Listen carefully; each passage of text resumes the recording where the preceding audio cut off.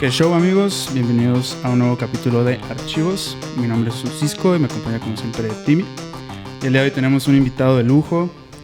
Nos acompaña Ernesto González, director de Concierto para otras manos, documental que pues recientemente tuvo una nominación ahí a los Ariel. Los Arieles. Y pues es un honor que estés aquí, Ernesto. Muchas gracias. Alfombra roja para recibirlo. Sí, no se ve, pero hay una alfombra roja ahí. Ya está. Entonces, fotógrafos y todo. No había el cóctel, ¿eh? No se nos faltó. Nos faltó para recibir este invitado de lujo. Pues primero que nada, felicidades. Sí, felicidades a todo el equipo. A todo el equipo que logró estar ahí en las nominaciones. Y esperamos que vaya más, la verdad. Es un docu que gusta mucho, que es muy... Sí, a mí me gustó mucho, que es muy familiar. Me familiaricé mucho con los temas que toca y pues bueno, esperemos que la gente vaya a verlo. Ahorita traen funciones, ahorita tocamos más de esos temas para ver qué onda. Se lo pierdan.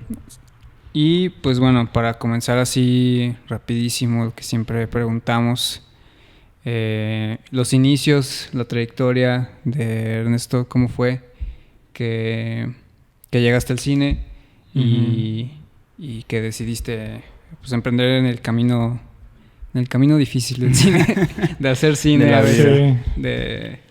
En este valle de lágrimas. Sí, en este valle de lágrimas. Pues primero, muchas gracias por la invitación. Es un gusto estar aquí con ustedes. Y pues sobre los inicios, yo pues primero intenté entrar a una escuela de cine que en ese tiempo era como de las principales. Todavía lo es, pero cambió de nombre, que era el CUEC, ¿no? En Ciudad de México. Entonces, saliendo de la prepa, tomé algunos cursos. Tomé un curso en la UDG, ahí en el DIS, en alguna otra escuela, y luego ya pues mi objetivo fue entrar al CUEC, y en ese entonces pues hice los exámenes. No sé si sigue siendo igual, pero eran 4 filtros, creo, ¿no? Entonces pues empezaban, no sé, de cientos y se iban filtrando y al final entraban 15, ¿no? Cada año. Y pues yo me quedé en el último filtro, ¿no? Lo fui pasando ya el último, así que era una entrevista que te ponen así como en un interrogatorio así de policía. Te ponen al centro y todos así alrededor te empiezan a cuestionar, y ya creo que quedamos como 40 y ya pues de ahí eligieron 15 y ahí ya no quedé yo, ¿no? Y al final pues como por pues cosas de la vida, terminé yéndome a estudiar a Barcelona, a una escuela que era el Centro de Estudios Cinematográficos de Cataluña. Y pues estuve unos 4 años por allá. Y pues allá estudié, y creo que lo que más me ayudó de estar allá pues fue el hecho de conocer una cultura más o menos distinta. Y pues también era una escuela que tenía como un perfil muy formalista y muy de cinefilia, ¿no? Como que fomentaban mucho, y era muy autoral todo también el cine que nos mostraban ahí. Y bueno, pues allá empecé a conocer los diferentes roles de la producción.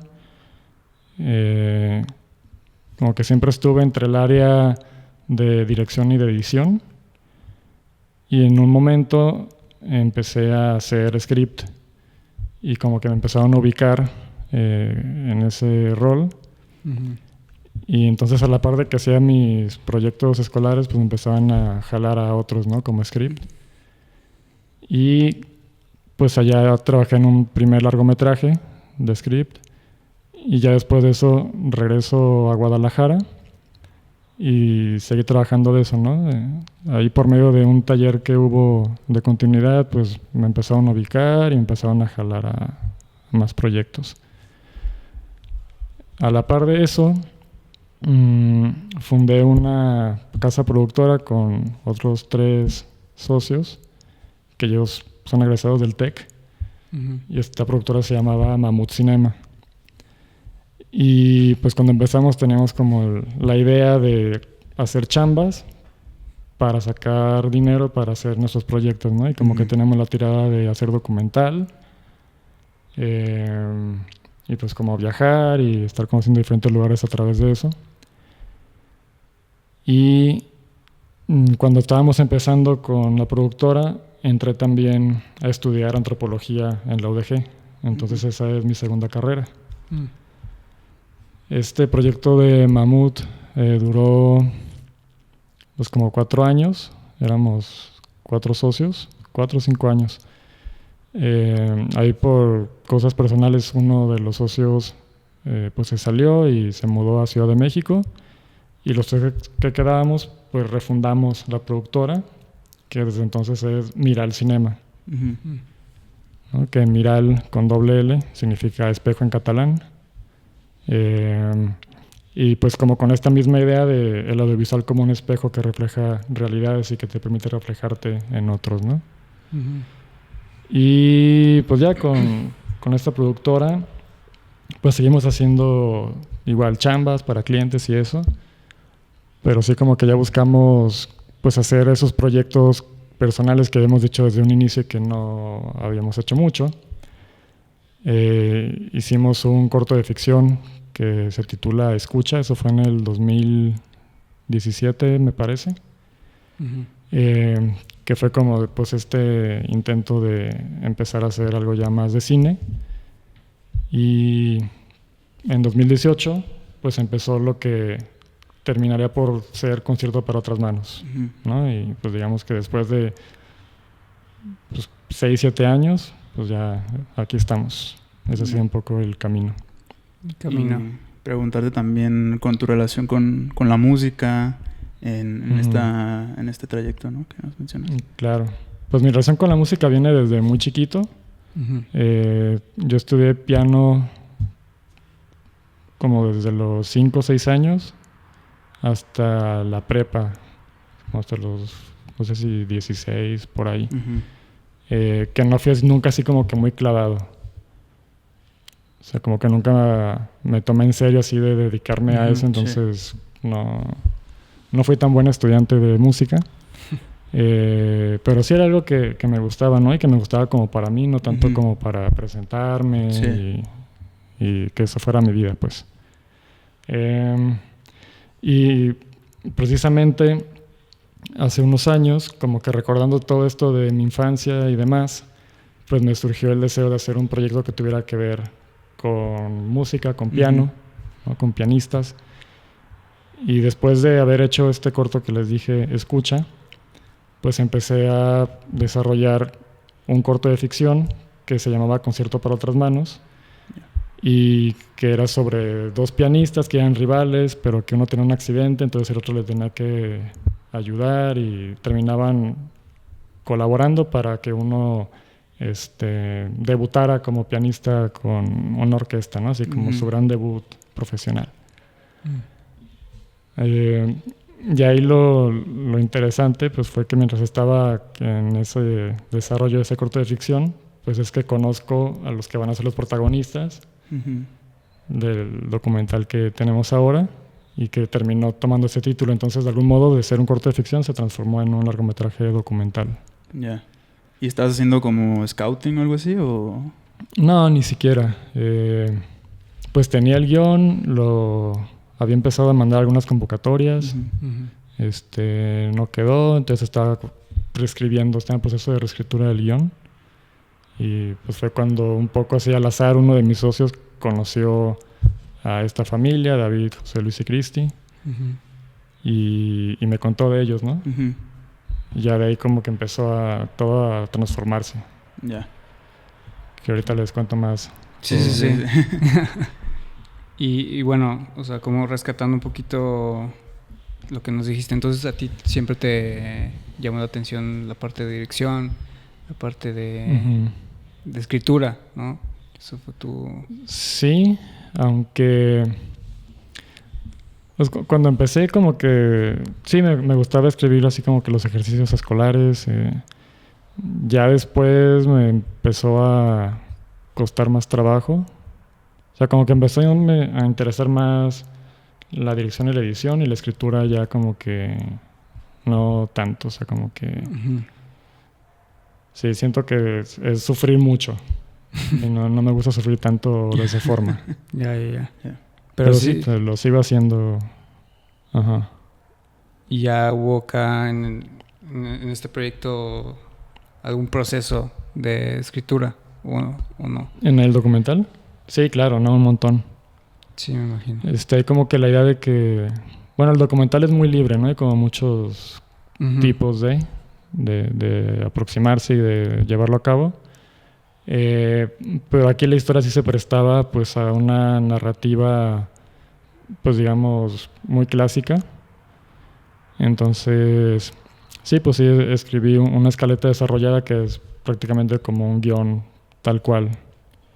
Entonces sí, nada más la diferencia es que al ser documental, pues surge todo de la observación de una realidad, ¿no? Y no solo de la imaginación. Claro. Entonces era más bien como a partir de la investigación, de lo que yo había observado, pues ya ahí empezaba a ver qué secuencias ya habían salido de forma espontánea y cuáles había que construir, pero siempre basándose en lo que se había observado, ¿no? Ya. ¿Cuánto tiempo te echaste ese proceso de investigación y observación? Pues fue como un año. Un año o año y medio. Porque ahí lo que pasó fue que cayó la pandemia y eso nos obligó a parar. Pero también fue lo que me dio el tiempo necesario y la calma. O sea, como había que estar encerrado y no había otra cosa. Pues de ponerme a revisar todo el material. O sea, porque esto de investigación y demás, pues fue también un poco a la par de haber empezado el rodaje. O sea, no fue como así etapas totalmente separadas, ¿no? Sí. Estaba un poco mezclado. Entonces, pues digamos que en el 2018 conozco a David, José Luis, Cristi. Ahí empezamos a grabar algunas cosas, pero como que de una forma medio informal todavía. En 2019, a partir de un taller, el taller de plataforma de DocsMX, ahí ya como que dije, bueno, esto da para un largometraje, entonces vamos a hacerlo, ¿no? Y entonces a partir de ahí ya empecé como que a empezar a trabajar una escaleta ya más formal, a empezar a grabar también ya más en serio, a buscar fondos y todo. Y pues ya entrando 2020, pues es que llega la pandemia e interrumpe todo esto, ¿no? Y ahí pues yo tenía ya pues algo de material, tenía muchas entrevistas, pues de varias horas, y tenía también un montón de material de archivo, que cuando vean el documental pues una parte importante está construida a partir de material de archivo de la familia, que pues, es un tesoro que tienen ahí, maravilloso. Sí. Y entonces mi pandemia pues era estar encerrado revisando todo ese material y las entrevistas. Ahí unos colegas me ayudaron a depurar las entrevistas y a transcribirlas. Y a partir de todo este conjunto de cosas, también fui editando algunas secuencias. Pues fue que ya empecé a aterrizar ya una escaleta y después un guión de documental. Yeah. Y ahora ya así, preguntando ahora que nos dijiste que conociste a David y a José Luis, ¿no? ¿Cómo fue? Digo, ahí más o menos lo leímos en el press kit que nos enviaste. Pero ¿cómo fue ese momento que tú dijiste, aquí hay una historia, ¿no? Y pues yo la voy a contar, me voy a animar. Ya sabemos que, bueno, viene este pasado de tú con el piano, que tienes este corto, pero pues bueno, los conociste y ¿qué fue ese momento, no? Y también cómo te acercaste a ellos y les propusiste de que, oigan, su historia merece estar ahí. Claro. Pues ahí, como les decía, estaba yo pues con este proyecto de cortometraje sobre estos pianistas. Uno de mis socios conoce a esta familia, un poco por casualidad, y ellos en ese momento estaban buscando a alguien que grabara un concierto que iban a presentar. Y pues mi socio me cuenta, porque sabía que me interesaba el tema, Y entonces un día, con otro de mis socios, fuimos al degollado, que ahí iba a ser el concierto, a uno de los ensayos. Entonces llegamos al degollado y ahí en el escenario, en el piano de cola, así como muy impresionante, pues ahí veo tocando a David. Y pues me impactó mucho, ¿no? Me impresionó. Porque pues era una persona diferente a cualquiera que yo hubiera visto antes. Él nació con un síndrome que se llama Miller, que conlleva pues varias diferencias físicas en el rostro y sobre todo en las manos. Y aparte traía un aparato auditivo y esta persona estaba tocando el piano y lo hacía pues con una técnica pues única, ¿no? Porque si de por sí con este síndrome hay como unos 30 y tantos o 40 casos en todo el mundo conocidos y pues solo hay un pianista, ¿no? Porque bueno, estas diferencias motrices, pues por ejemplo tiene los brazos más cortos, pero uno todavía más corto que el otro, se los tiene a distancias desiguales. Uno de sus brazos lo tiene así como curvo aquí en el codo y tiene las manos chiquitas con 4 dedos en cada mano y aparte no las puede mover mucho. Entonces sí fue como muy sorprendente, muy impactante ver que tocaba y que sobre todo pues lo hacía pues con mucha expresividad, ¿no? Y con mucho virtuosismo. Y ahí también pues estaba José Luis, que le estaba ahí dando indicaciones y pues también se me hizo muy fuerte que pues lo hacía como cualquier maestro a cualquier alumno, ¿no? A cualquier músico profesional. O sea, le exigía así con un nivel profesional, sin ningún tipo de condescendencia o ¿no? de trato especial ni nada. Y también se me hizo muy interesante que no solo era su maestro, sino que era su papá. Y que esa pieza que estaban ensayando la había compuesto el papá para el hijo, ¿no? Y que era una pieza pues única y diseñada especialmente para él.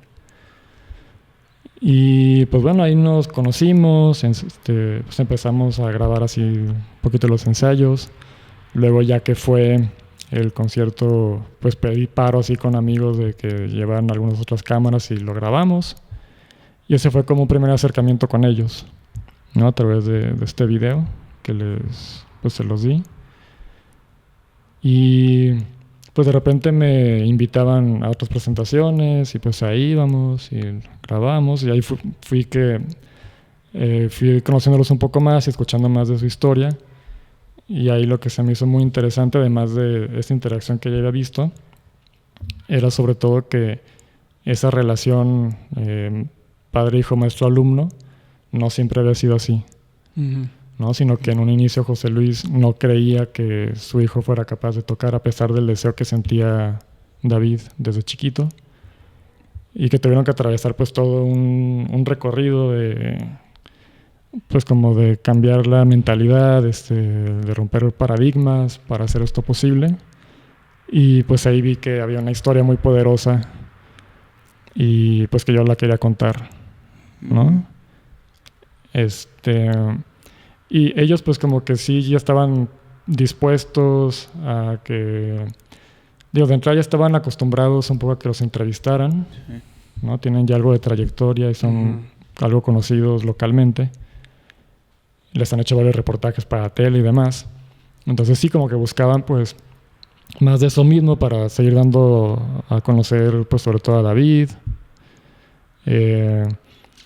Entonces es que yo les propongo pues hacer pues un documental, ¿no? Un largo documental. Y al inicio pues era interesante porque como que ellos tenían esta referencia más de los reportajes, entonces era algo como que, o sea, como que sí, sí, qué padre, claro que sí, pero no tenían a lo mejor la noción muy clara de lo que iba a implicar, ¿no? En cuanto a tiempos y en cuanto a lo que yo iba a buscar, pues meterme ahí en su vida cotidiana y todo esto. Sí, que a lo mejor tenías que estar en momentos incómodos, que a lo mejor en momentos más personales de ellos y pues a lo mejor la responsabilidad de llevar la cámara y el micrófono ahí, no sé cómo se lo tomaron en un principio, si hubo una plática o algo así que detonó como el entender de ellos también que a lo mejor la cámara iba a ser como también un acompañante más Uh-huh. dentro de su viaje, ¿no? A llegar a dar el concierto. Sí, empezamos poco a poco. Pero como les digo, primero era como esto de que nos invitaban de repente a sus presentaciones y pues yo lo aprovechaba como para irlos conociendo más, para ir platicando más con ellos. Creo que prácticamente el primer año que fue como esto de investigación fue más o menos así.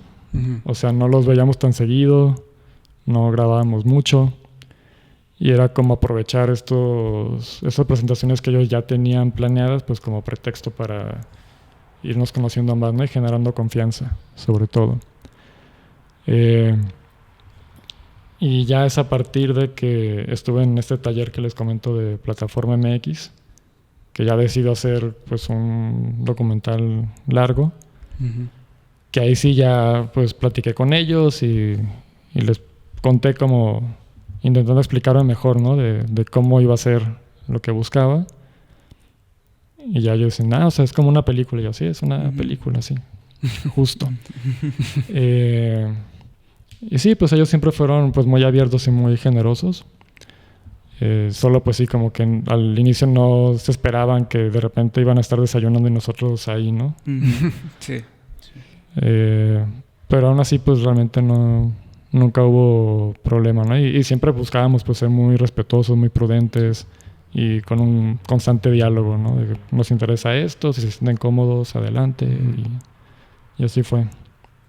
Y el tema del tiempo también, de que fue pues, a varios años, no sé cómo se lo tomaron. Sí, al principio sí como que no me creían. Como que varios años. Sí, me acuerdo que, sobre todo con José Luis, platicaba y le decía, pues va a ser un proceso pues de varios años, un proyecto de ese tipo pues se puede llevar 4, 5 más. Así como, pues yo creo que que es 6 meses, ¿no? O este año termina. Y ahí sale la peli. Pues vamos viendo. Ya tienes muchas horas, ya tienes. Vamos viendo. Y pues sí, al final de grabaciones como tal, pues fueron como 3 años o 3 y cacho. Uh-huh. Uh-huh. Y pues todo el proceso desde la investigación hasta terminar la post fueron 5 años en total. Sí, ya van varios invitados realizadores de documental que llevan años, ¿no? Sí. En sus proyectos, ¿no? O sea que es un tema con el documental. Sí, me imagino. Y justo tocando ese tema, ¿cómo es que tú dijiste o no dijiste, a lo mejor la película terminó sola, pero dijiste, tiene que durar esto, o sea, voy a estar tantos años con ellos, o tiene que pasar esto como para poder tener algún producto o no, o iba al día a día y tú ibas como estructurándolo tanto en tu cabeza como también montando, ¿no? Imágenes. ¿Cómo fue que se decidió tanto la duración? Eso pues fue complejo. Un poco se fue dando por las mismas circunstancias sí, de la vida, ¿no? Uh-huh. Creo que lo más difícil, así como para vislumbrar el panorama, pues era en esta primera etapa de investigación, porque pues yo ahí lo que buscaba era llegar hasta el fondo, ¿no? Entonces yo pues hacía entrevistas y les preguntaba, porque además era una historia que tiene como muchas posibles vías, ¿no? O sea, la historia de vida como tal de ellos tenía como muchas posibles tramas, diferentes formas de abordarlo, ¿no? Uh-huh. Entonces, y un montón de información que salía. Entonces sí llegaba un momento en que pues sí me saturaba de tanta información y de tantas opciones, de tantas posibilidades de qué contar y cómo contarlo. Eso creo que fue de las partes más difíciles, pero que es parte pues básica de cualquier proceso de investigación y de creación de documental, ¿no? Es algo por lo que se tiene que pasar necesariamente. Y ahí pues la pandemia pues fue que por una parte nos afectó negativamente porque nos interrumpió, pero pues me dio esta calma y ese tiempo para ponerme a aterrizar todo. Y ya después de la pandemia, ahí sí ya regresamos a filmar cosas ya más específicas, ¿no? Que ya con el guión yo sabía que necesitábamos. Y seguíamos abiertos a lo que sucediera de forma espontánea, que de hecho pues muchas cosas siguieron pasando y que están en la película. Pero sí, ya como que ya íbamos con la idea más clara de que esta es la trama principal, ese es el hilo conductor, necesitamos tales piezas para armar, ¿no? Uh-huh. Así como toda la estructura. Y ya lo demás pues se irá complementando. También algo que me ayudó mucho fue que, como yo veía que la música era parte integral de la vida de ellos, que estaba presente en todo lo que hacían, pues yo también quería que fuera parte de la misma estructura de la película. Entonces, ahí en ese proceso de trabajar el guión, pues fue que tuve la idea de estructurarla como una pieza musical, ¿no? Uh-huh. Con esta que se llama la forma sonata en música clásica, uh-huh, que se divide en movimientos, en este caso son 4, que al igual que el concierto que compone José Luis para David, también se divide en 4 movimientos. Y eso sirvió para en cada uno plantear una pregunta dramática y desarrollarla y darle también como un poquito, un ritmo diferente a cada uno de estos bloques. uh-huh. Más un quinto bloque que ya es como como un cierre para el personaje principal, ¿no? Uh-huh. Y cada parte, pues justo iba estudiada, ¿no? O sea, que esto en música significa esto. Ajá. Y eso es lo que vamos a transmitir, ¿no?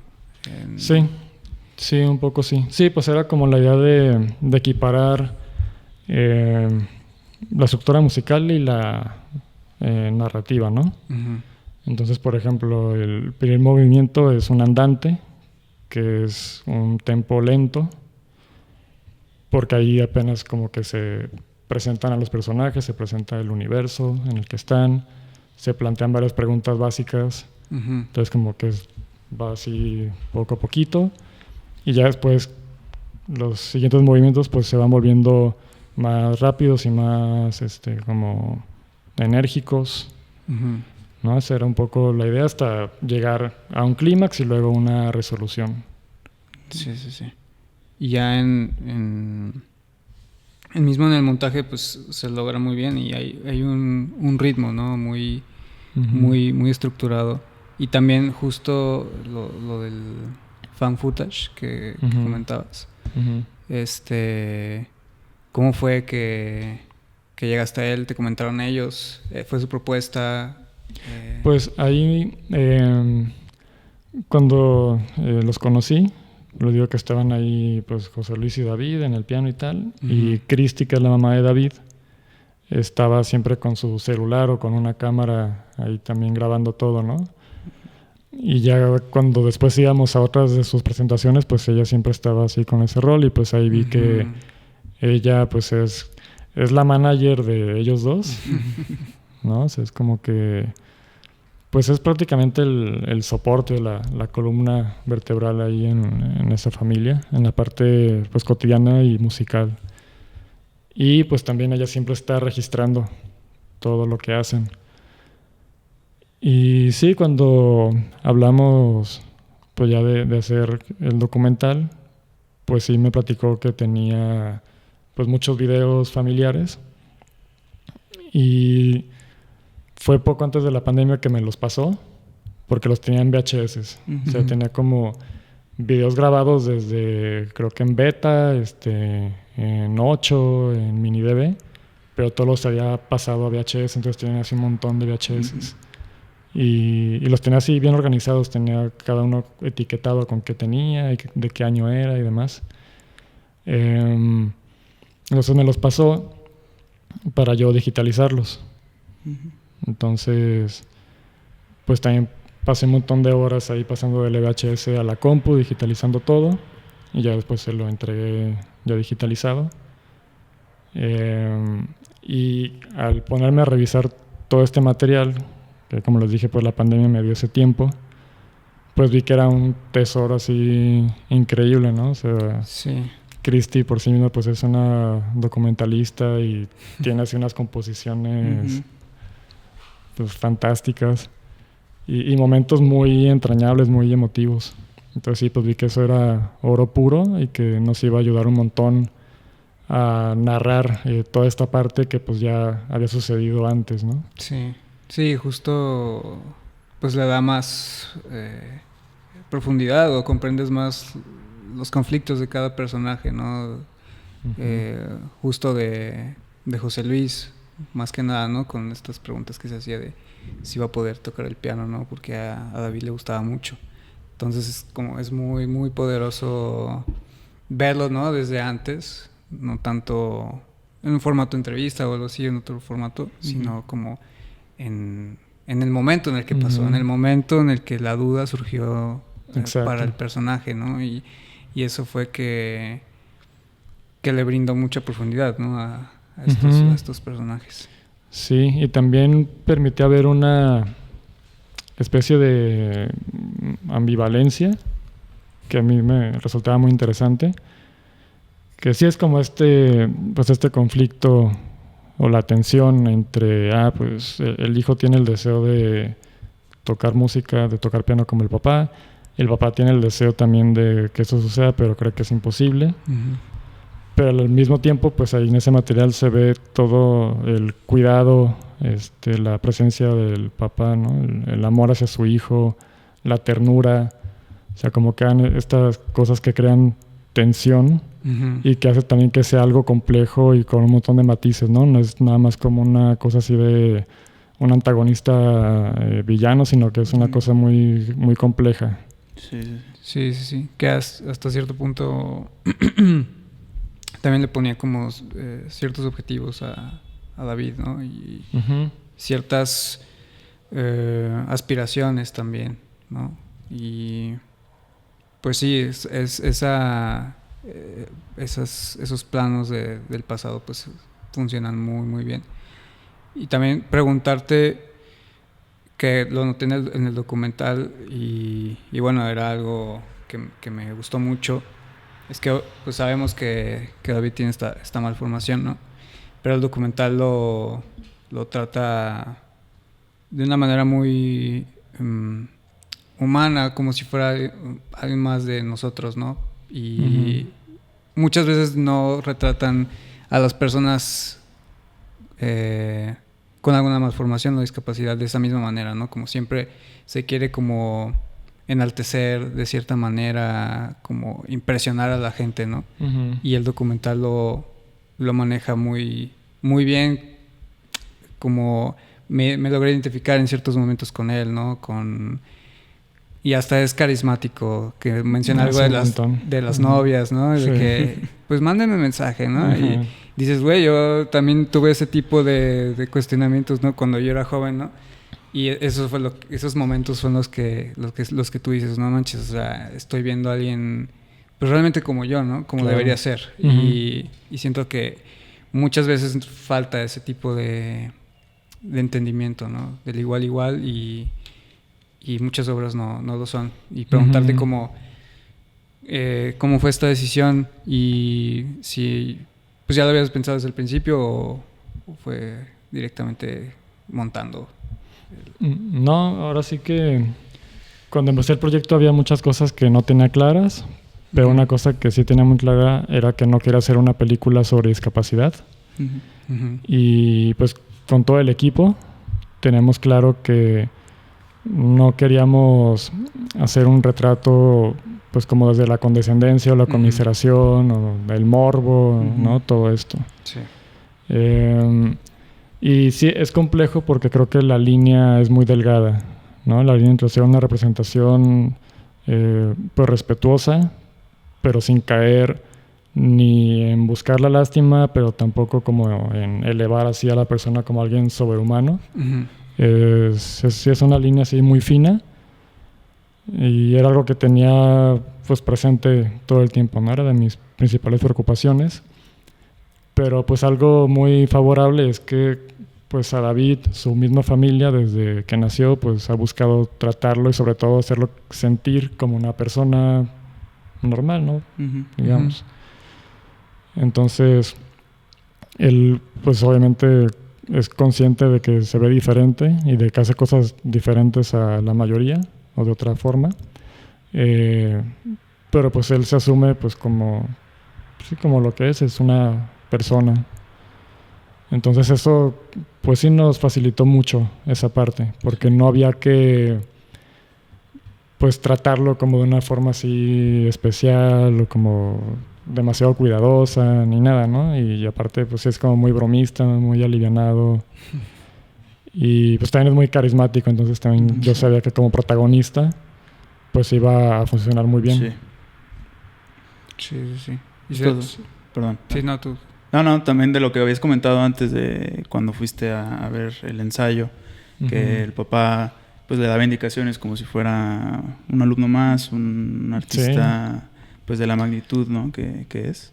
Y pues ahí pues te da como una buena idea de la relación que ya tenían. Claro, sí, no, se lo traía cortito. Sí. O sea, sí le exigía así cañón, ¿no? No, a ver, esta nota tócala bien. Sí. Y luego también pues es divertido porque luego David le contesta y así, ¿no? Entonces es esa relación pues muy, muy bonita y muy interesante que fue pues el corazón de todo este proyecto. Sí, la verdad sí te engancha mucho el personaje de David, es muy carismático, te identificas muy bien con él porque tiene las mismas aspiraciones, a lo mejor no de música o artísticas, pero tiene objetivos como cualquier persona, tiene dudas, tiene certezas y eso es lo que me lleva a pensar lo que dijiste en el principio del capítulo, lo del espejo, ¿no? Y funciona muy bien con David y con José Luis también. Y también preguntarte, porque también lo noté en el docu, sobre las creencias y pues sí, más que nada creencias que siento que también de alguna manera los impulsaban y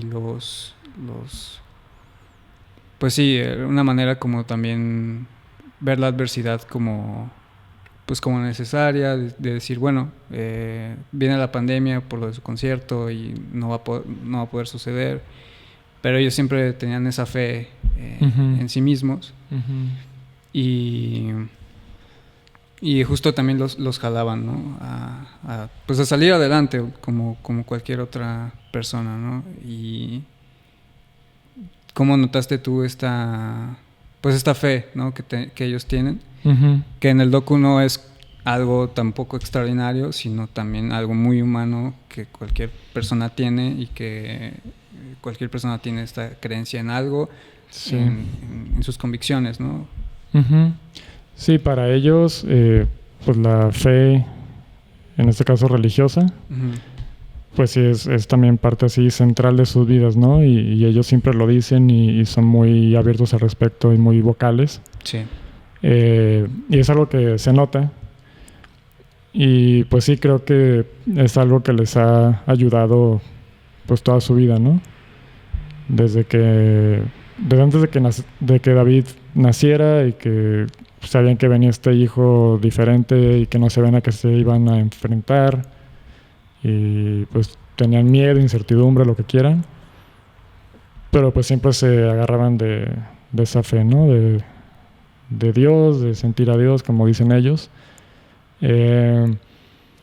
Y sí, pues es algo que siempre está en todas sus decisiones muy presentes y en la forma como enfrentan, pues como dices, cualquier adversidad, ¿no? Y pues creo que sí es algo que les ha ayudado mucho. Y antes que mencioné a Cristi como el pilar de la familia, pues cuando yo platicaba con ella en entrevistas y así en lo casual de cómo había sido todo esto desde antes del nacimiento de David y luego cuando estaba chiquito, que pues le batallaron un montón, ¿no? Porque obviamente al inicio ni siquiera sabían qué era lo que tenía él, ¿no? Después ya descubren que es el síndrome de Miller y que, o sea, como hay 30 y tantos casos en todo el mundo, pues obviamente aquí era el primero y no tenían ni idea de qué implicaba. Y pues Cristi me decía, no, pues es que yo decía, vamos a sacar adelante hoy, ¿no? O sea, como pensar un día a la vez. Y pues creo que se obtiene esa fortaleza de la fe, pero sobre todo obviamente de la unión familiar. Son una familia muy, muy unida. Sí. Pero sí me parecía a mí pues como muy, muy destacable esta fortaleza, creo que sobre todo de ella, y que la transmite al resto de la familia, ¿no? Como si pongo toda mi fe, en este caso en Dios, y hasta donde tope, ¿no? Vamos a hacer todo lo que sea necesario. Y en mi caso pues es un tipo de fe que no comparto necesariamente, pero pues que sabía que era muy importante para ellos, y dentro del retrato pues tenía que estar y estar presente, ¿no? Era como inevitable que estuviera, porque es algo que se ve en ellos. Pero a mí algo que me parecía muy bonito era cómo lo integraban o lo interrelacionaban con la música. Y eso es algo que está presente en el documental, ¿no? O sea, para ellos todo ya está dado en el mundo, en la creación, como lo entienden ellos. Entonces dicen, el trabajo de un músico no es que te inventes cosas de la nada, sino consiste en escuchar la creación, ¿no? En estar en contacto con la naturaleza, escuchar la música que ya existe ahí, esta música divina, perfecta. Y entonces el trabajo del músico consiste en saber captar eso y reinterpretarlo en una pieza musical que otras personas puedan recibir. Sí. Y entonces esto fue lo que a mí pues me gustaba mucho, y eso es lo que está presente en el documental. Sí. Desde el diseño sonoro, cuando están escuchando justo los insectos, ¿no? Que también aparecen en el tráiler. Sí. Justo la naturaleza, y dicen que hay que comprender primero como la naturaleza y para poder reproducir esta música, ¿no? Exacto. Sí, está muy, muy completo en cuestión de comprender al personaje y de comprender cada capa de sus creencias, de sus convicciones, ¿no? O sea, y ya acá irnos a un lado más como de la producción. ¿Cómo fue? ¿Fue muy pequeña? ¿Personas? ¿Cuántas personas? Si fue pues algo cansado, ¿no? ¿O te ibas tú solo? ¿Cómo fue ese proceso? No. Bueno, siempre pues tuve el equipo así base, que pues son mis socios, y Grace Ríos, que pues fue también productora del documental y más adelante editora, y pues que siempre fue ahí mi respaldo también, ¿no? Mis socios pues Rafa Ramírez y Mario Medina. Al inicio del proceso, pues como les digo, íbamos poco a poco y todavía no teníamos recursos para la producción pues en forma.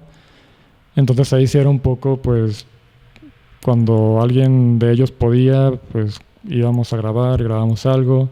A veces que solo podía ir yo, pues yo me lanzaba. O sea, por ahí un par de escenas que grabé yo solo con David o con la familia, pero son creo que nomás 2. Pero luego ya cuando empezamos a obtener los recursos, pues ya fue conformar un crew ya en forma, que de todos modos siempre fuimos muy poquitos, ¿no? O sea, por lo regular nos lanzábamos 3 o 4 personas, que pues era dirección, cámara, sonido, a veces una segunda cámara, aunque al final creo que ni se usó eso. Sí, como siempre un crew muy chiquito. Y ya solo hay una secuencia que es como la secuencia climática, que ahí sí nos dejamos ir con todo, y ahí sí fue un crew igual chiquito, como de unas 10, 12 personas, que pues fue cuando grabamos este concierto en el Degollado, que pues fue como de las partes más disfrutables también. Y pues era cansado, más bien como pensándolo en todo el conjunto, o como en todo el tiempo, en el total del tiempo que llevó, ¿no? porque buscábamos que fueran llamados no largos, serán casi siempre como medias jornadas, pues para no cansar a la familia y para dejarlos que también tuvieran su tiempo para hacer sus cosas. Sí. Entonces no era así como que muy cansados, más bien era pues el pensar que todavía faltaba mucho, ¿no? Sí. Ya. Y como todo el tiempo estar pensando en cómo usar ese material, si iba a servir o no, si faltaban cosas, como que esa cosa del documental que te exige estar siempre alerta y estarte readaptando. Eso pues sí llega a ser cansado a veces. Sí. Sí. Y en relación ahorita que mencionabas lo de los fondos, ¿cómo fue que iban gestionando las producciones, cuando iban cayendo los fondos, cómo iban distribuyéndose en los tiempos? Pues el primer fondo que tuvimos fue el de Proyecta Producción, que creo que fue en el 2019. Creo que sí. Ese fue el primero y con ese pues digamos que hicimos una primera etapa, pues esto de investigación y un poco el principio del rodaje. También todo lo que fue revisión de entrevistas, transcripciones, como el ordenamiento del material. Empezamos a armar las primeras secuencias, pues vino de ese fondo, ¿no? Luego ya para 2020 o 2021 fue el de lo que era la COFIEG, ¿no? La Comisión de Filmaciones, que ahora es Filma Jalisco. Pues nos dieron ahí el apoyo a producción de largometraje. Entonces ya con pues consolidamos ya prácticamente todo el rodaje. Y ya por último recibimos el de Focine Postproducción del IMCINE, que pues ya fue para terminar la edición, que ya teníamos un primer corte. Entonces fue completarla y ya todos los procesos de post, ¿no? De corrección de color, los subtítulos, diseño sonoro, la mezcla, la finalización, masters, todo esto. Sí. Y ahí en post, ¿cómo les fue con todo ese material? ¿Cuántas horas? No sé si... La verdad es que nunca quise saber. Ajá, sí, nunca quise saber porque no me quería abrumar. Sí, no me imagino. Pero sí eran un montón de horas. Sí. Sí. Pero pues nuevamente la pandemia pues dio como esta tranquilidad de ponerme a revisar lo que había. Ahí tenía también un asistente de edición que ayudó mucho. Y también algo que ayudó es que al final de cada jornada de rodaje yo hacía como una bitácora, ¿no? En esta fecha grabamos en tal ocasión, a tales personajes, tales situaciones. Entonces ya conforme iba pasando el tiempo que se iban acumulando días y días y días de rodaje, pues eso estaba ya como ahí una guía para no andar tan perdidos, ¿no? Y también algo que empezamos a hacer ya en la etapa principal del rodaje era ver los dailies. Entonces al final de cada día pues descargábamos, veíamos todo y ya también ahí como que pues era más claro qué iba a servir, qué no, qué había que mejorar para el siguiente día y así. Entonces durante la pandemia, la primera parte de la edición hicimos prácticamente era un armado de entrevistas, o sea, como de todas las entrevistas que teníamos, así tal cual armamos algo que entre todo se contara una historia y llegamos a un corte de hora y media, creo, que era básicamente entrevistas y con algunas secuencias que ya se habían armado y que funcionaban ahí en medio, ¿no? Un poco como para ver qué se podía contar. Y eso también ayudó un montón, ¿no? Porque ya como que vimos, o sea, sí se puede contar esto y de esto pues me interesa esto y todo esto no, y ya eso ayudó muchísimo a ya aterrizar un guión pues ya que ya hiciera sentido, ¿no? Y que fuera acorde a lo que me había interesado en un inicio. Sí. Oye, ¿y hubo algo, por ejemplo, que al momento de estar grabando, pues o sea, ya al momento de tener como este guión y todo, ¿no?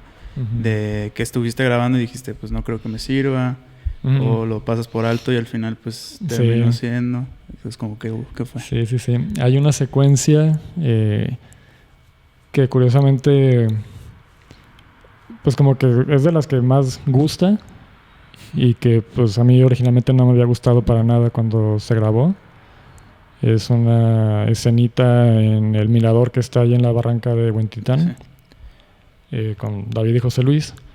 Y esta surgió porque pues yo ya tenía grabada la secuencia que aparece en el tráiler, la de las chicharras, que eso lo grabamos en Japón. Y sentía que necesitaba otro momento similar más adelante, ¿no? Como para complementar un poco estas ideas del proceso de composición, que tienes que tomar los sonidos de la naturaleza y reinterpretar, como es un poco, hacerlo un poco más, como más conciso. Y dije, pues hay que aprovechar ahí la barranca, como estaba bonito. Era la época en la que se llenaba de neblina, entonces dije, pues llegamos tempranito y va a estar así bien chido con la neblina y ellos dos ahí, no sé qué. Entonces nos lanzamos, ahí salimos de madrugada, antes de que amaneciera. Llegamos allá al mirador y pues no había nada de neblina, ¿no? Y pues ya empezamos ahí a grabar algo y de repente el sol salió, así como que salió así de golpe y nos cambió así toda la luz y se veía horrible, y entonces le buscábamos un ángulo y otro y todo se veía terrible. Y también como que David y José Luis pues como que no estaban diciendo lo que esperaba, como que no fluía como esperaba que sucediera. Y sí, o sea, como que ese día nos fuimos con la idea de que pues no había servido, ¿no? De que había sido una pérdida de tiempo y que los planos estaban horribles y la luz y todo estaba fatal. Y ya meses después, ya armando junto con Grace, mi coeditora, pues ya toda la película, pues había un punto en el que como que faltaba una escena ahí como un poco de transición o de reforzar cosas, había ahí algo que no funcionaba y pues nos acordamos de esa, ¿no? De la barranca. Me dijo, pues le voy a hacer un segundo intento a ver si funciona. Y yo así como de que no, o sea, está horrible, eso no sirve para nada, es una basura. y ya, pues ella volvió a buscar el material, armó algo y pues tómala que sí estaba chido, ¿no? Y pues sí, al final ya quedó ahí y ya ha pasado que en varias proyecciones pues la gente comenta sobre esa secuencia, ¿no? Que se la hace muy bonita y que luce mucho y no sé qué, entonces sí, hubo ese tipo de sorpresas también. Qué chido. Y también hubo algo que te gustaba pero que no funcionaba en la narrativa y tuviste que... Sí, varias cosas. Sí, un montón de cosas. Había, por ejemplo, del material de archivo, había un plano increíble de Christy, la mamá, que está en el baño con David. Ella trae la cámara, entonces ves que está grabando a David, pero de repente panea y se ve ella reflejada en el espejo del baño con David en brazos y con la cámara. Y ese momento sí se me hacía increíble, ¿no? Estaba hermoso. Y pues intenté diferentes cosas para que pudiera estar, pero pues no, al final no cupo.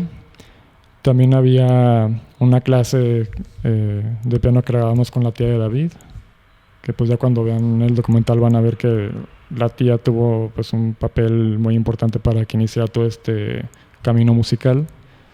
Entonces grabamos una secuencia muy bonita de la tía dando una clase a una alumna y luego platicaba con David y pues esas cosas muy bonitas y estaba muy emotivo y al final tampoco quedó. Pues mucho de las entrevistas, había momentos muy divertidos con las hermanas, que también al final no salieron. Entonces sí hubo varias cosas que sí me costó dejar ir. Y sobre todo también yo tenía por mucho tiempo pensado que hubiera como una especie de prólogo enfocado en José Luis. Porque pues se me hace que tiene una historia muy interesante de cómo la música viene desde su mamá, como un poco de la trayectoria de él, pero que en un momento tuvo que hacer un poco la música a un lado, o sea, sin dejarla nunca, pero sí como que pasar la prioridad a cuidar, mantener a su familia y poner un negocio. Y, o sea, había como que hay otras cosas que en cuanto a conflicto, a drama, estaban muy chidas, pero pues era ya como otra película totalmente, entonces no tuvo cabida. Entonces hubo muchas cosas que al final hubo que dejar a un lado. Sí, siempre pasa. Sí. Y hay que aprender, hay que aprender a dejar ir. Aprender a dejar ir. Oye, hubo un momento ahí en el momento ahí del concierto, en el degollado, donde pensaron de que no se va a hacer, ¿no? O sea, o no, pues ya hasta aquí llegó el sueño del degollado y no sé si hubo ahí un momento donde fue más bajo, así de, pues, ni modo, y cómo lo afrontaron. Sí, esa secuencia del degollado pues fue difícil porque pues de entrada no es fácil conseguir el espacio y menos a la orquesta. Entonces, a lo largo de los años, un par de veces habíamos intentado conseguirlos y no se había logrado. Y luego, pues ya estábamos en pandemia, la pandemia iba bajando, retomamos el rodaje y entonces ahí como que, no sé, se dio como una coyuntura que justo nos dijeron, va, o sea, el degollado y la Filarmónica de Jalisco y tal fecha, ¿no? Y pues entonces empezamos ya, no quedaba poco tiempo para esa fecha, o sea, estaba un plazo corto. Empezamos a conseguir todo, que el crew y David ensayando y todo ahí, ¿no? Y entonces sucede que unos días antes de la fecha de rodaje, pues fue uno de estos picos de la pandemia, ¿no? Que parecía que iba terminando y de repente así repuntaba. Sí. Y entonces medio crew se nos cayó porque salieron contagiados y aparte pues la del teatro, la encargada me decía, es que pues a lo mejor al mero día te digo que se canceló, ¿no? Por esas cuestiones de seguridad y demás. Entonces sí fue de mucho estrés porque pues no sabíamos si se iba a lograr o no y de todos modos seguíamos haciendo todo como dando por hecho que sí. Pues consiguiendo reemplazos para el crew y todo esto. Y pues ya afortunadamente sí se logró. Pero sí estuvo a punto de no pasar. Sí. Y a esas alturas pues yo ya sabía que esa secuencia era súper importante, o sea, no podía no estar, ¿no? Y pues tenía que lucir, tenía que ser pues en el degollado y con la Filarmónica, que pues es la mejor que esté de aquí y de las mejores del país. O sea, como que no había no había alternativas, ¿no? Era o sucedía en ese momento o adiós. Y hubiera así de que si no hubiera pasado la película... No, pues sería otra cosa. Reestructurada. Reestructuración. Sí, reestructuración y no sé si hubiera funcionado. O sea, se hubiera quedado pues en una parte muy importante. Sí, porque justo lo del degollado pues cumple con la parte climática, ¿no? También de la película. Y la más emotiva. Exacto. También, de las más emotivas. Sí, también creo que es de las que más disfrutamos al momento de realizarla. Sí. Y también de la que el público pues también más disfruta. Al editarla también, ¿no? Me imagino. También, o que también se sufrió. Se sufrió. Sí. Sí. Porque ahí, haz de cuenta que pues yo quería que se viera muy...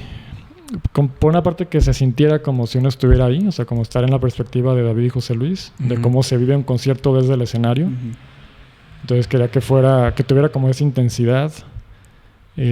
No quería hacer como una cosa así como de highlights, de un poquito de musiquita y ya. O sea, quería que se sintiera como la magnitud del concierto, la dificultad, lo complejo. Y pues darle como la presencia de los diferentes instrumentos y que fuera también visualmente interesante, porque pues el reto era sostener varios minutos de música ininterrumpida, ¿no? Y para eso pues necesitábamos cubrir diferentes ángulos. Y entonces ahí lo que se hizo fue que el concierto se tocó 4 veces, teníamos 6 cámaras y entonces hacíamos un esquema de cámaras para cada una de esas repeticiones y lo íbamos moviendo. Entonces al final es como si fueran 24 emplazamientos. Pero eso implica que pues las repeticiones nunca son iguales, ¿no? En música así instrumental en vivo, aunque sea la misma partitura y los mismos músicos, el mismo director, el tempo nunca es exactamente igual. Y además grabamos la música un día antes. O sea, tuvimos 3 días el degollado. El primero fue de ensayos, el segundo fue medio de ensayo y la otra mitad ya se microfoneó el teatro y se grabó la música. Y el tercer día fue ya grabar con cámaras. Entonces, esto quiere decir que no había sync. Ya se grabó sin sync. Entonces, en la edición, pues fue primero, el concierto originalmente dura como media hora y se redujo a como 7 minutos, 8. Entonces, primero fue editar la música para compactarla y luego fue sincronizar todas las cámaras. Bueno, creo que se sincronizó primero y luego ya se cortó. Pero pues sí, fue mucho trabajo. O sea, porque como les digo, ninguna ejecución es igual. Entonces el tempo siempre se iba desfasando de formas diferentes.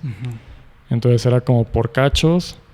Decir que en esta parte sí va en sync, pero luego aquí ya cambia. Entonces al cortar otro plano pues había que reajustarlo. Sí. Y hubo también que hacer algunos cambios de velocidad porque había momentos en que no machaba. Entonces que había que hacerlo un poquitito más lento para que ya tuviera match. Y sí lo disfruté al armarlo, pero sí también fue difícil. Sí. Y laborioso, muy laborioso, mucha talacha. Sí suena. Sobre todo como de observar. Es que luego hay veces siento que cuando lo estás viendo tanto tiempo, tú lo ves ya sync y luego alguien más lo ve y dice, no, güey, eso no está... No, y aparte era difícil porque pues no sabía con todos los instrumentos cómo identificar bien el sync. Exacto, sí. O sea, con el piano sí. Ahí sí veía, pues cuando la tecla llega aquí, ahí suena, entonces ahí sí podía el sync, las percusiones igual, pero por ejemplo los violines no, las cuerdas no. Entonces esto ya cuando lo armé, se lo mostré a José Luis, ya me dijo no, aquí los violines van tarde, aquí van antes, y así fue como lo fuimos ajustando. Ahora sí que un equilibrio a la música y a lo visual, ¿no? O sea, darle... No. Pues sí, tuvo que interferir el José Luis para poder saber qué onda. Sí, pues fue lo que me ayudó ya para que quedara así perfecto en sync. No, pues para que difícil también. Para que se den una idea de lo que es se imaginan. editar el docu y aparte con música, no. Sí, pues fue muy retador. Sí, no. Pero bueno, la verdad es que sí quedó muy chida esa secuencia. Gracias. Y sí, como tú dices, de las que más disfruta el público, yo creo, al ver, la verdad. Y parte climática, ¿no? De la película también. Sí, y ahí también lo importante era que pues a cualquier persona le guste o no la música clásica o esté acostumbrado o no, pues se metiera a esa escena, ¿no? Que lo atrapara y lo mantuviera. Sí. Entonces todo ese montaje pues está pensado para que tenga drama. Sí. Y luego también hay algo que pasó, que es de estos regalos de la vida, es que cuando grabamos tanto la música como después la imagen, había una sección en particular que David se equivocaba, ya en el último movimiento. Y siempre, unos compases antes o después, pero siempre se equivocaba en esa parte. Entonces cuando también... Otro reto era que teníamos muy poco tiempo para grabar en el degollado, ¿no? Nos daban unas horas, no me acuerdo cuántas, pero eran pocas. Y así cuando llegaba el tiempo, los músicos se levantaban y se iban, ¿no? Y no había nada de que hay una más o hagan paros y no. Otra, y así. No. Entonces, pues bueno, terminamos de grabar y esa sección nunca quedó bien. Siempre había un error. Y me acuerdo que hasta David así medio agüitado me decía, ¿qué vamos a hacer? Y yo, no, pues no sé. Ahora sí que nadie sabe qué. Ajá, yo llegué así de malas a mi casa, dije no puede ser, o sea, que David no ensayaste bien o qué pasó. Bueno, sí. Y ya fue como que un mal sabor de boca que me duró ahí varios días. Y también como que yo temía el momento de llegar a armar esa secuencia porque pues sabía que estaba eso, ¿no? Sí. Y era frustrante, era... Sí, sí, sí. Ajá. Pero entonces ya al estarlo montando, llego a esa parte y me doy cuenta de que pues al final fue un regalo, porque si todo el concierto hubiera estado perfecto, pues sí, la música hubiera estado chida y todo, pero no había un conflicto, ¿no? Uh-huh. O sea, no había una progresión dramática. Y entonces esta equivocación pues nos daba ahí un momento dramático. Sí. De que parece que todo va bien, pero luego hay un error, entonces no manches, ya no salió bien, no lo va a lograr, ya fracasaron.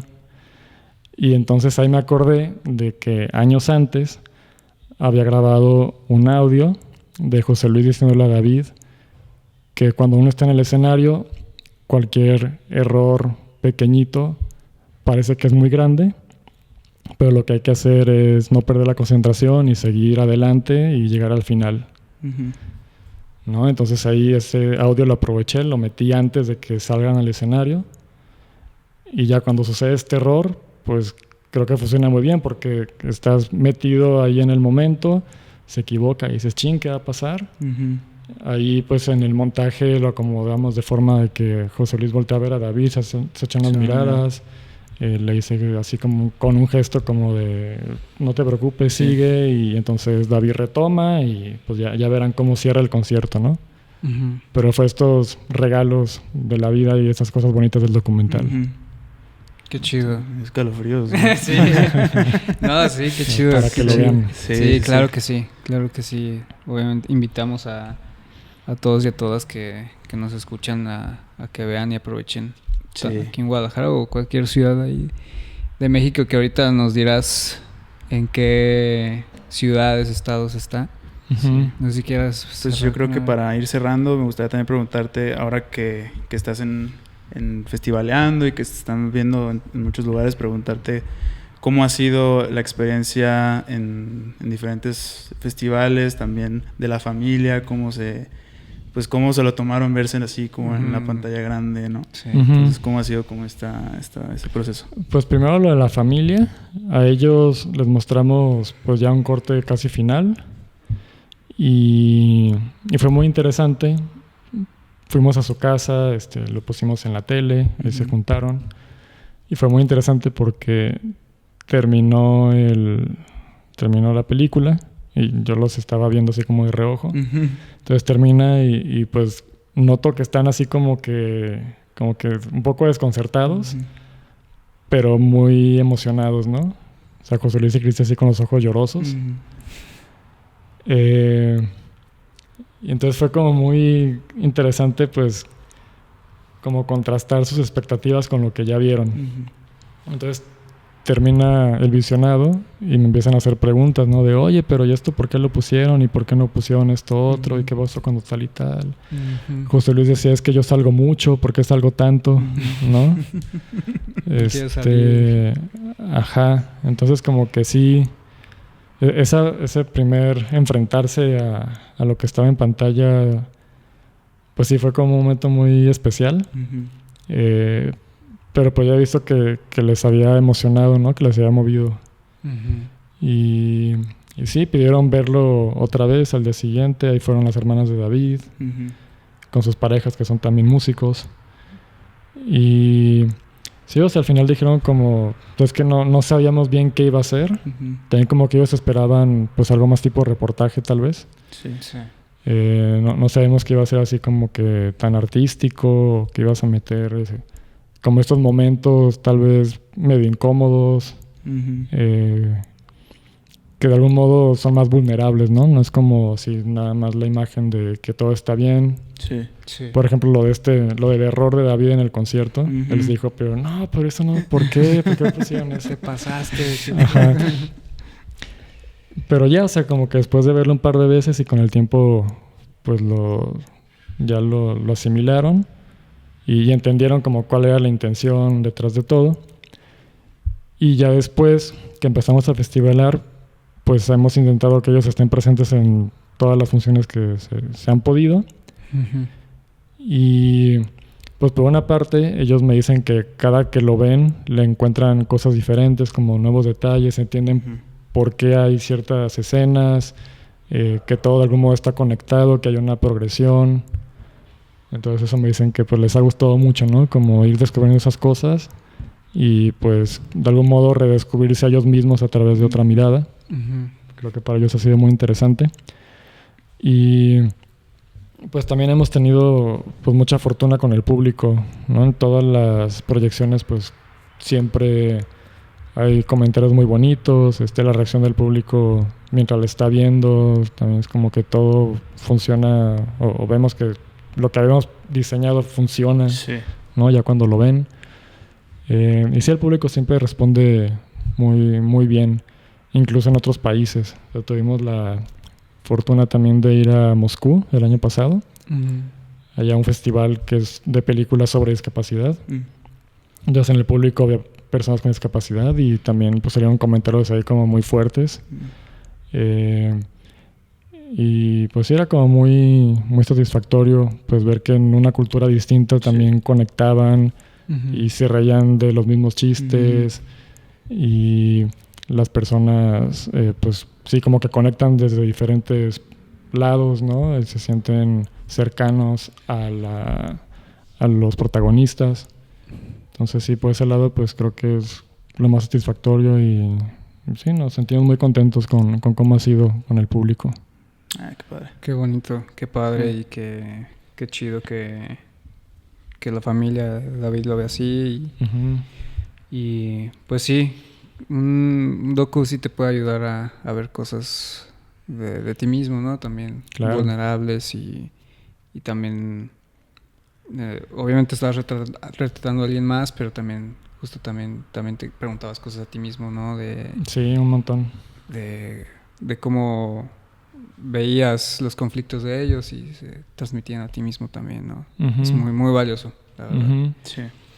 Y pues nada, más que felicidades, pues la verdad es que es una película muy, muy, muy chida, muy bien hecha, con gente de aquí de Jalisco también. Y eso nos emociona mucho, ¿no? Ver. Sí, nos da esperanzas también. Sí, nos da esperanzas. Nos da esperanzas y sabemos que es un trabajote, es una chambota de años, de momentos estresantes, como nos comentabas, de momentos también muy satisfactorios, ¿no? Pero que al final pues deja algo muy, muy valioso, ¿no? Y esa película, ¿no? Ese registro también para David. Sí, pues muchas felicidades a todo el crew realmente, a todo el crew. Todos los que mencionaste y que a la familia también. Al final pues es su vida, su historia y pues ha llegado ya ahorita el fin, ¿no? El fin. Vámonos. Fuga. Pues nada más para cerrar, ¿dónde lo podemos ver? ¿Dónde podemos ver? Concierto por otras manos. Claro. ¿Dónde? Sí. ¿Cómo? ¿Cuándo? Bueno, pues justo acabamos de estrenar en cines, estrenamos el jueves pasado, entonces actualmente pueden ver Concierto para otras manos en salas de cine en diferentes ciudades del país. Aquí en Guadalajara ahorita está en Cineteca FIC, que hay funciones casi todos los días. En Cineforo tenemos una el miércoles, Cine Mayagüel el viernes. Va a haber más las siguientes semanas, que ya las iremos anunciando. Y estamos también en otras ciudades, en Ciudad de México estamos en varias salas, en Monterrey, Durango, por ahí una en Guanajuato, Puebla. Y pues los invitamos a que sigan las redes sociales de la película. Sí. Claro. Concierto para otras manos en Facebook e Instagram. Ahí estamos subiendo la cartelera de cada semana.